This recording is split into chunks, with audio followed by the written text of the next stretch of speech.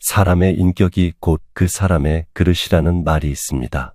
전라도 강진과 포항에서 무려 18년간의 유배 생활을 보낸 다산 정약용 선생님의 말씀을 통해 소인배와 대인배의 차이를 알아보고 그릇이 큰 사람이 되려면 어떻게 해야 하는지 알아보도록 하겠습니다. 선생님은 18년간의 유배 생활과 자식을 잃는 개인적인 많은 아픔 속에서도 500권에 이르는 방대한 책을 후대에 남겼습니다. 오늘은 다산의 굴곡진 인생을 통한 삶의 통찰이 담긴 그의 깊이 있는 조언을 들어보겠습니다. 작은 상황 변화의 마음이 흔들리지 않으려면 내 그릇의 크기를 키워야 한다. 먼저 사람을 사귀는데 나이를 묻지 마라. 나는 20살이나 어린 초이선사나 해장선사와 학문의 친구가 되었다. 배울 것이 있다면 그 사람의 지위나 나이와 상관없이 스승이 될 수도 있고 때로는 친구가 될 수도 있다. 성공에 집착하지 마라. 실패에서 배우는 점이 훨씬 많은 법이다. 출세했을 때보다도 벼슬에서 멀어졌을 때 더욱 큰 발전이 있었다. 인생의 깨달음은 성공보다 실패에서 더 크게 배운다. 내가 하는 대로 남들은 나를 대접하기 마련이다. 내가 하기 싫은 것을 남에게 시키지 말고 내가 대접받고 싶은 대로 상대를 대우하며 내가 주고 싶은 물건이 있으면 나도 상대가 원하는 물건을 줘야 한다는 말이다. 윗사람이 나를 능멸하고 아래 것들이 농간을 부리는 것은 내가 그들에게 만만하게 보였기 때문이다. 남이 나를 업신여기는데도 먹고 사는 문제에 붙들려 전전긍긍한다면 그 자리조차 지킬 수 없다. 내 마음속에서 전전긍긍을 걷어내려면 내 사심을 버려라. 벌떡 일어나 후를 털고 떠나면 그뿐이라는 생각을 지녀라. 그 누구도 내게 범접할 수 없는 늠름한 기상이 있어 지위에 연연하지 않음을 보이면 남이 나를 감히 무시하지 못한다. 절대로 나에게 무례하게 굴 수 없는 법이다. 내가 잘못한 것이 없는데 남들이 이러쿵 저러쿵 말하는 것에 안절부절해서는 안 된다. 내가 특별히 잘한 것이 없는데 남들이 칭찬하면 덩달아 우쭐대서도 안 된다. 사람을 의심하지도 말되 그렇다고 너무 믿지도 마라. 다른 사람들에게 내 마음의 전부를 줄 필요는 없다. 나는 같은 조정에서 국사를 논하던 동료들에게 유배되었다. 사람은 결국 상황에 맞게끔 변하는 법이다. 항상 그 어느 자리에서던 말을 조심해서 하라. 그저 실없이 칭찬하면 그 말은 무게를 잃게 된다. 근거 없이 누군가를 비방하면 그 비난이 내게로 돌아온다. 지위가 높은 사람의 한마디는 아랫사람의 인생을 들었다 놓았다 한다. 좋은 말도 가려서 하고 충고도 살펴서 하라. 무심코 던진 한마디가 비수가 되어 박힌다. 미천한 처지의 말만 그럴듯하면 사람들이 더 천하게 본다. 뜻없이 한 행동이 걷잡을 수 없이 커진다. 말과 행동이 사려 깊지 못해 원망을 사고 재앙을 부른다. 자기 안의 화를 다스릴 수 있어야 한다. 사람은 누구나 감정의 폭발을 억누르기 어려울 때가 있다. 그러나 한 가지 확실한 것은 흥분해서 자제력을 잃으면 그 분노는 자신의 몸을 망치는 비수가 될 것임을 명심해야 할 것이다. 흥분해서 자제력을 잃는다면 결코 그릇이 큰 사람이 되지 못하리라. 아무리 맛난 음식도 입에 들어가자마자 더러운 물건이 된다. 먹다 뱉은 음식은 아무도 거들떠보지 않는다. 음식이란 어차피 목구멍을 넘기기도 전에 더러워지고 뒷간에 가면 똑같다. 사람은 자고로 호연지기를 가져야 한다. 호연지기가 사라지면 그 사람의 인생은 그때부터 헛개비이다. 그 어느 시대를 살아가던지 그릇이 큰 사람이 되고 싶다면 반드시 이 4가지를 명심하라. 첫째로 생각을 맑게 해야 한다. 생각을 맑게 하는데도 불구하고 제대로 맑아지지 않으면 더욱 맑게 하고, 둘째로 용모를 단정히 하라. 용모를 단정히 하는데도 불구하고 제대로 단정해지지 않으면 더욱 단정히 하고, 셋째로 반드시 필요한 말만 하라. 말을 반드시 필요한 것만 말하되 말을 뱉은 다음 그것이 꼭 필요치 않은 것이었다 싶어지면 더욱 잔말을 줄여라. 넷째로 무겁게 움직여라. 행동을 무겁게 하되 제대로 무거워지지 않으면 더욱 무겁게 하여 애써야 한다. 겸손은 사람을 머물게 하고 칭찬은 사람을 가깝게 하고 넓음은 사람을 따르게 하고 기품은 사람을 감동케 하는 법이다. 경박함을 끊어라. 한두 끼 굶고 삐쩍 마르거나 한 끼 배불리 먹고 금세 표가 나는 것은 미천한 짐승들의 일이다. 상황의 작은 변화에 일희일비하는 것은 군자의 몸가짐이 아니다. 또한 작은 일에 감정의 기복이 잦은 것은 내면의 수양이 그만큼 부족한 탓이다. 한치 앞을 내다보지 못한 채 들뜨고 가라앉지 마라. 아무리 좋은 일이 있어도 세상을 다 얻은 것처럼 날뛰지도 말고 세상이 다 끝난 듯 한숨 쉬지도 마라. 바람이 불어 흔들 수 있는 것은 표면의 물결뿐이다. 그 깊은 물속은 미동조차 않는다. 온순 깊은 속내를 지녀 경박함을 끊어라. 또한 말을 많이 하지 말며 격하게 화내지 마라. 자고로 옛부터 말이 많은 태도를 미덕으로 환영받는 경우는 없었다. 호랑이 입보다 사람의 입이 더 무섭다라는 말은 말 한마디로 많은 사람들이 다칠 수 있음을 경계한 말이다. 내뱉은 말들은 다시 주워 담을 수도 없으니 후에 반드시 내게 어떤 형태로도 돌아오는 것이다. 항상 자기 안의 화를 다스릴 수 있어야 한다. 사람은 누구나 감정의 폭발을 억누르기 어려운 때가 있다. 그러나 한 가지 확실한 것은 분명히 한계가 있다. 자신이 남으로부터 신용을 얻어야 하며 그 자신 또한 다른 사람을 신뢰할 수 있어야 한다. 사람을 통솔하는 능력은 다른 사람을 움직이게 만드는 능력을 말한다. 이 세 가지를 명심하라. 세상에 비스듬히 드러눕고 옆으로 삐딱하게 서고 아무렇게나 짓거리고 눈알을 이리저리 굴리면서도 경건한 마음을 가질 수 있는 사람은 없다. 그렇기 때문에 몸을 움직이는 것, 말을 하는 것, 얼굴 빛을 바르게 하는 것이 세 가지가 살아가는 데 있어서 가장 우선적으로 마음을 기울여야 할 것이다. 이 세 가지는 난폭하고 거만한 것을 멀리하고 어긋난 것을 멀리하고 미더움을 가까이 한다는 의미다. 이것도 못하면서 다른 일에 힘쓴다면 비록 하늘의 이치에 통달하는 재주가 있더라도 결국은 발꿈치를 땅에 붙이고 바로 설 수 없게 된다. 또한 사람이 살아가는데 제일 필요한 것은 배움이다. 배움은 독서를 통해 쌓을 수 있다. 끊임없이 독서하라.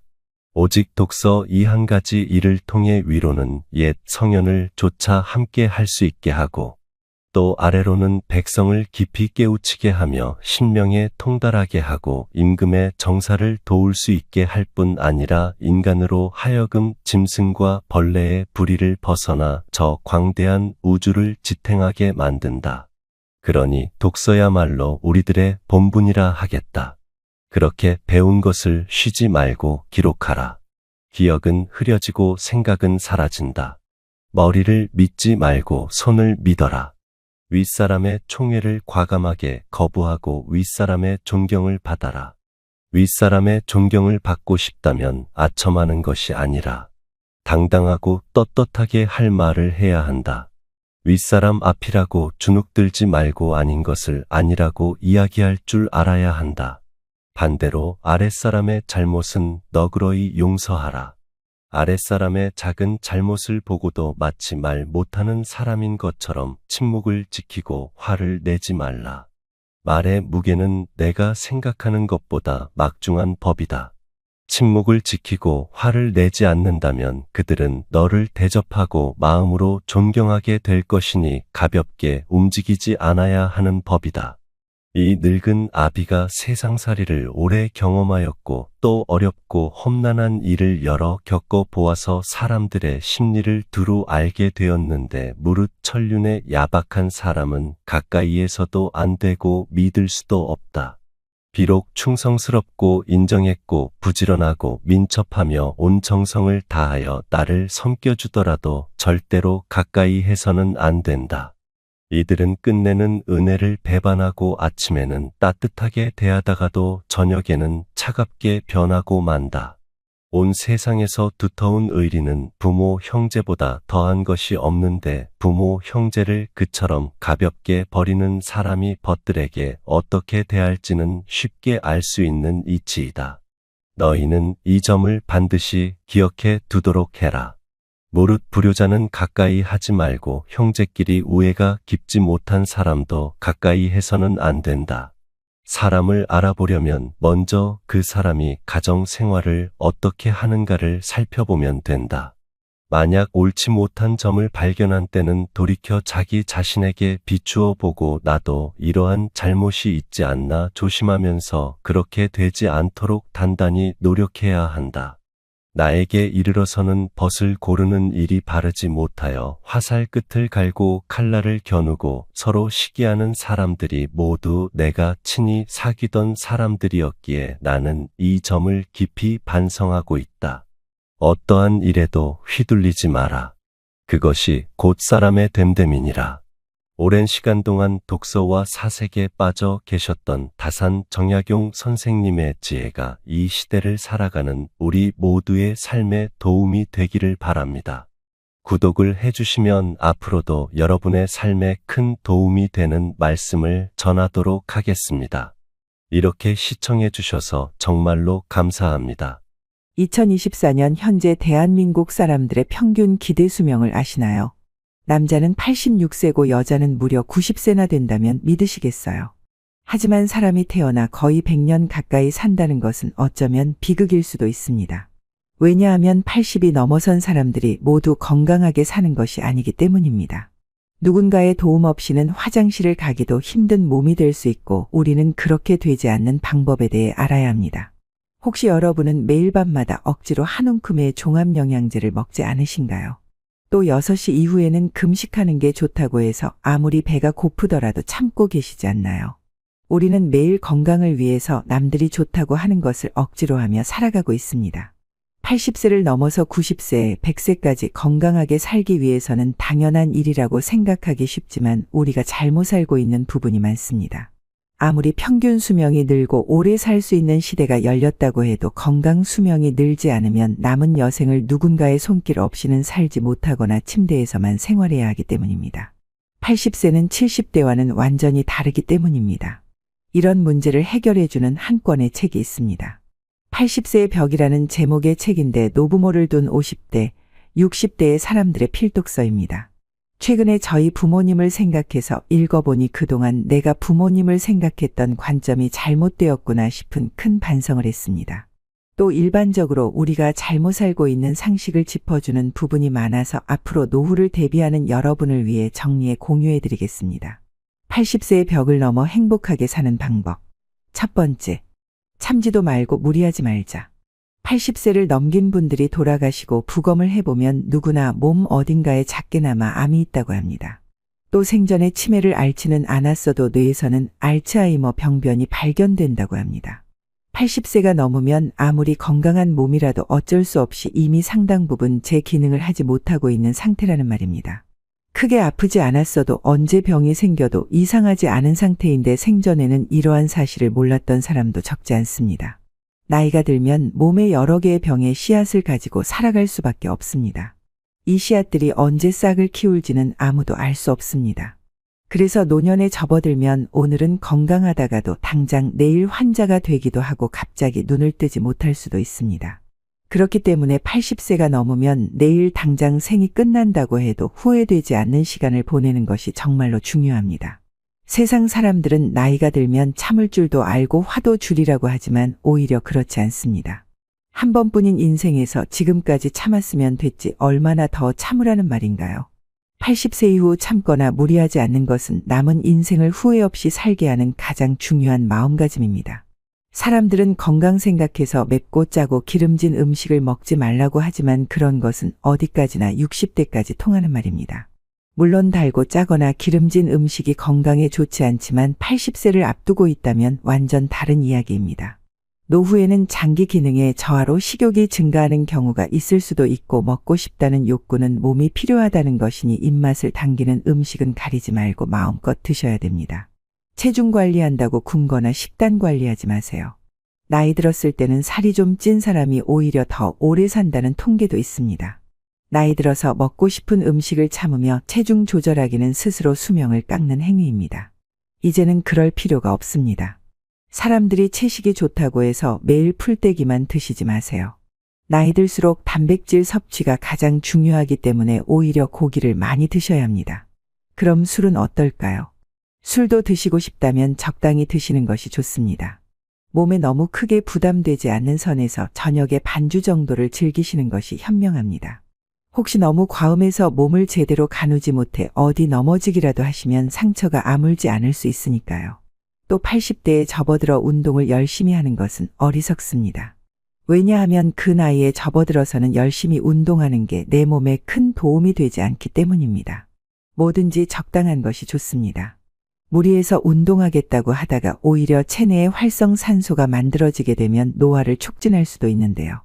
80세 이후에는 가볍게 30분에서 1시간 정도 산책 겸 외출을 하는 것이면 충분합니다. 꼭 나이 들어서 이렇게 하라 저렇게 하라는 법칙 같은 것은 없다는 거죠. 그 나이가 되었다면 이것저것 가리는 것보다는 남은 삶을 여유 있게 즐기는 것이 좋습니다. 80세를 넘어 행복하게 사는 방법 두 번째. 건강검진을 받지 말자. 아니 건강검진을 받지 말라니 그게 무슨 소리예요? 이렇게 질문하실 수 있습니다. 물론 우리가 살아가는데 전문의를 통해 건강검진을 받는 것은 아주 중요한 일입니다. 하지만 80이 넘은 노후에는 이야기가 다릅니다. 80대를 목전에 둔 사람들은 어쩔 수 없이 신체 기능이 여러모로 저하되어 있습니다. 인간이라면 당연한 현상입니다. 그런 상태에서 건강검진을 받아보면 정상으로 나오는 수치보다 비정상으로 나오는 수치가 더 많을 수밖에 없습니다. 건강검진에서 말하는 정상 수치란 평균치에 대한 이야기입니다. 반대로 비정상 수치라는 것은 평균치보다 높거나 낮은 것을 의미하지만 우리는 이 평균의 함정에서 빠져나와야 합니다. 정상 수치는 남녀에 따라 다르고 살아온 환경이나 태어난 체질과 나이에 따라 다르다는 것이 고려되지 않았습니다. 그래서 어디까지가 정상이고 어디서부터가 비정상이냐는 것은 60대 이전까지는 유효할 수 있지만 80이 넘어가면은 어느 것 하나 정상이기 쉽지 않습니다. 80대에 암 진단을 받았다고 해서 바로 수술을 하지 않는 경우가 있죠.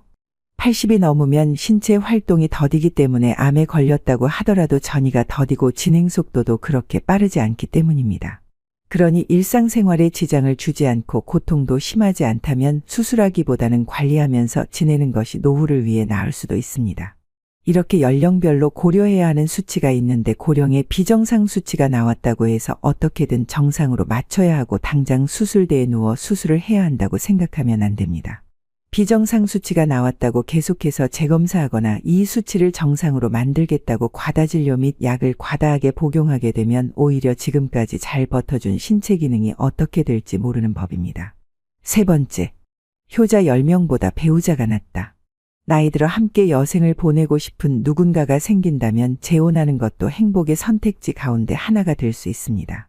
이왕 남은 삶을 더 행복하게 보낼 수 있는 사람을 만났다면 나이와 상관없이 하고 싶은 대로 해야죠. 하지만 재산이 있는 부모라면 자녀들이 재혼을 반대하고 재산이 없는 부모라면 자녀들이 축복한다고 합니다. 왜 이런 일이 발생할까요? 동네에서 아무리 소문난 효자를 뒀다고 하더라도 자식들은 부모의 유산을 원할 수밖에 없습니다. 그러니 자식들은 자신에게 돌아올 유산의 몫이 줄기 때문에 반대하고 반대로 재산이 없으면 좋은 사람을 만나서 참 다행이라고 축하한다고 합니다. 하지만 머릿속 한구석에는 부모님의 돌봄을 기대하는 계산도 들어있기 때문이죠.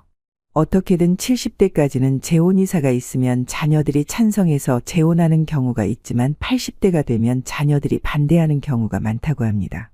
그래서 결국 재혼을 포기하고 외롭게 지내다가 노쇠해져서 처음 보는 간병인의 돌봄을 받으며 생활하게 되죠. 그렇다고 해서 재혼을 반대했던 자녀들이 부모를 돌보는 것도 아닙니다. 결국 나이 들어서 병들고 아프면 자식들은 소용없고 내 곁에는 배우자밖에 없습니다. 실제로 미국 하버드 대학교 연구에 따르면 60대 이상 노부부를 대상으로 조사한 결과 나이 들어 배우자와 함께 사는 사람들이 가장 행복감을 느끼고 삶에 더 많은 가치를 부여하며 살고 있다고 합니다. 인생의 절반을 넘도록 함께한 배우자가 결국에는 나를 제일 잘하는 중마고 같은 거죠. 그래서 아무리 자식이 효도를 한다고 해도 배우자만 못하다는 겁니다. 내가 외롭고 아플 때 옆에서 지켜주는 사람은 배우자고 근처에 살고 있어도 쉽게 얼굴도 안 보여주는 자식들이 아니라는 겁니다.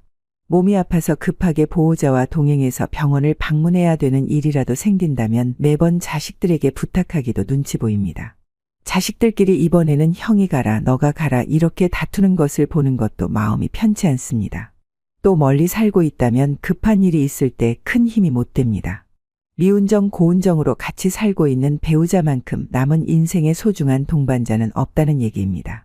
그러니 배우자가 살아있을 때 서로에게 최선을 다하며 지내야 합니다.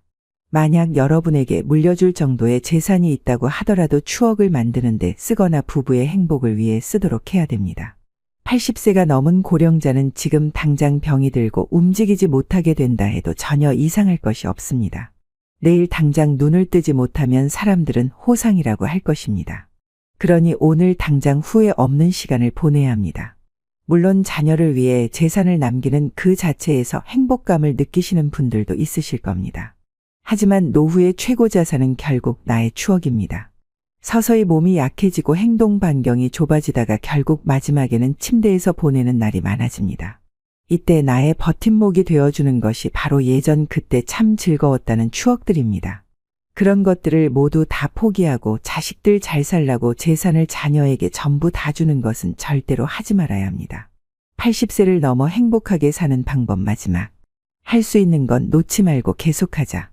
80세를 넘어서면 사람이 급격하게 늙고 돌아가시는 분들이 많다고 합니다. 그런 분들의 공통된 특징은 이제 80이나 됐으니 무리하지 말아야지 하며 그동안 해왔던 일들을 그만두시는 분들이 많다고 합니다. 하지만 오히려 나이가 들었다고 스스로 할 수 있는 일들을 제대로 안 하고 멈추는 순간에 사람은 순식간에 늙고 세상과 이별하게 된다고 합니다. 운전면허증도 마찬가지입니다. 최근 들어 뉴스에서 노년 교통사고에 대한 기사들이 많이 나오곤 합니다. 나이가 든 사람들이 운전을 하면 안 된다는 것이죠. 하지만 실제 교통사고 현황을 살펴보면 80대 운전자가 일으킨 사고도 분명히 있지만 20대 운전자가 일으킨 사고가 더 많습니다.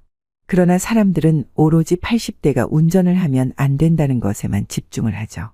언론에서는 큰일이라는 식으로 기사화를 하는 것이죠.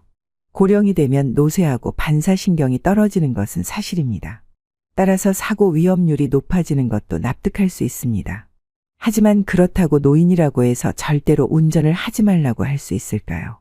나이 들어 운전면허증을 자진 반납하면 지원금을 주는 제도가 있다 보니 면허증을 반납하시는 분들이 있는데요.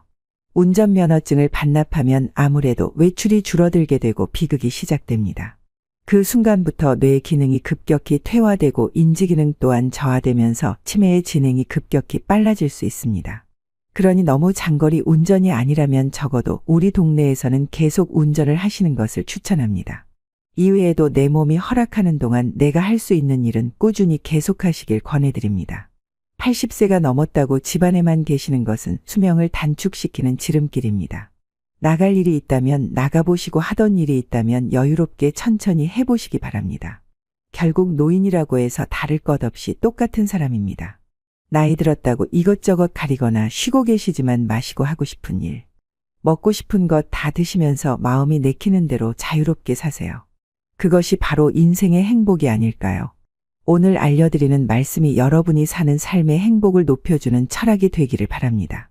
노후의 철학을 알려드리는 철학저택이었습니다. 구독과 좋아요 한 번씩 간곡히 부탁드립니다. 귀한 시간 내어 시청해 주셔서 진심으로 감사드립니다.